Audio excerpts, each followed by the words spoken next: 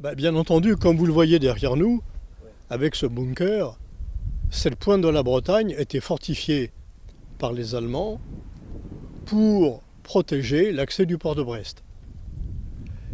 Et les Allemands ont construit leurs bunkers, leurs batteries, leurs fortifications, pour une bonne partie, aux mêmes endroits que ceux utilisés par Vauban 3 siècles avant pour protéger Brest des attaques anglaises.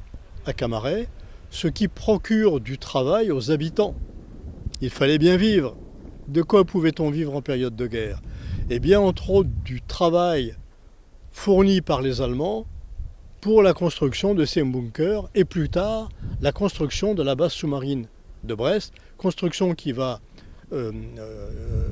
être faite pendant le deuxième semestre de l'année 1941. S'établit une certaine cohabitation prudente entre les Français et les Allemands. Les Allemands qui sont ici, ce n'est pas les plus féroces.